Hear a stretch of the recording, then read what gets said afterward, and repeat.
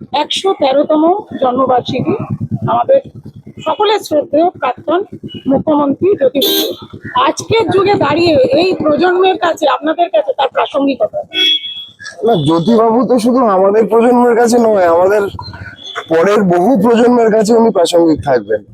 এবং সেই প্রাসঙ্গিকতার মূল কারণ তার ভাবনা, তার ভারতবর্ষের সংবিধানের প্রতি যে নিষ্ঠা, এবং তিনি অ্যাজ অ্যান অ্যাডমিনিস্ট্রেটর যেভাবে পশ্চিমবাংলাকে চালিয়েছিলেন এবং যেভাবে আইনের শাসন তখন এই রাজ্যে ছিল, সাম্প্রদায়িকতার বিরুদ্ধে যে দৃঢ় অবস্থান তিনি নিতে পেরেছিলেন, সবটা মিলিয়েই কমরেড জ্যোতি বসু আমাদের সকলের কাছে একটা অনুপ্রেরণা। এবং আরো একটা গুরুত্বপূর্ণ বিষয়, এই যে যুক্তরাষ্ট্র কাঠামো ভারতবর্ষে, দা ফেডারেলিজম আর কি যেটাকে বলে, সেই ফেডারেলিজমও কিন্তু আজকে বিজেপির হাতে আক্রান্ত। ছোট ছোট রাজ্য করার প্রকল্প, ওদের রাজ্যের ক্ষমতা নিয়ে নেওয়ার প্রকল্প, এবং বেশি শক্তি কেন্দ্রের সরকারের হাতে থাকবে।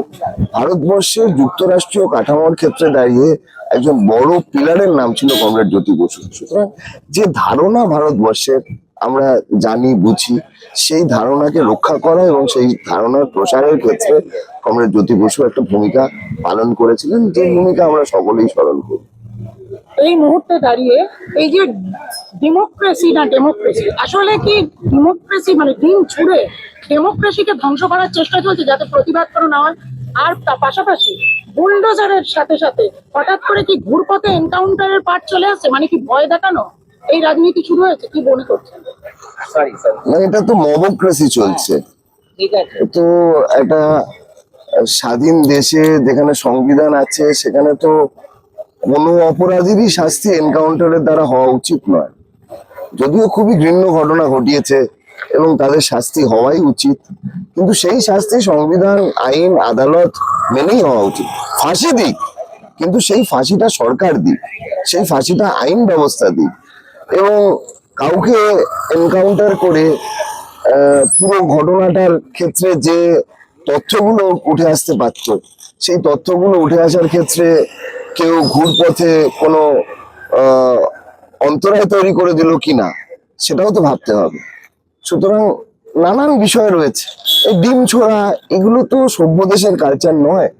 সুতরাং যদি কেউ চুরি করে থাকে, তাকে শাস্তি দেওয়া হোক। যারা ছোট স্কেলে চুরি করেছে তাদের ডিম ছুড়বেন, আর যারা বড় স্কেলে চুরি করেছে তাদের সাদর আমন্ত্রণে নিজেদের দলে নিয়ে আসবেন। এ তো বিজেপির থেকে আমরা দেখছি, শিখছি।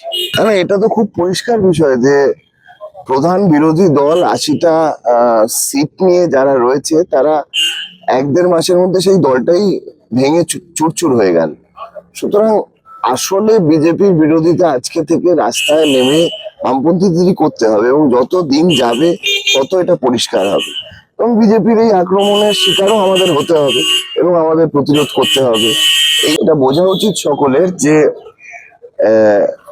বিজেপি পশ্চিমবাংলার আসার আগেও ডিম ছিল, বিজেপি পশ্চিমবাংলার থেকে চলে যাওয়ার পরেও ডিম থাকবে।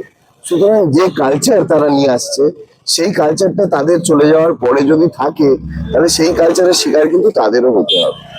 সুতরাং আমরা চাই না এরকম জিনিস হোক। আমরা চাই যে যারা দোষী, প্রকৃত দোষী, তাদের শাস্তি হোক, এবং নিচু তলার দোষীদের শাস্তি হবে, আর উপরের তলায় যারা কোটি কোটি টাকার জালিয়াতি করেছে তাদেরকে দল ভাঙিয়ে বিজেপির শেল্টারে নিয়ে নেওয়া হবে। এই বিচারিতা চলতে পারে না। পশ্চিমবাংলার মানুষ দেখছে, তারাই বিচার করবে।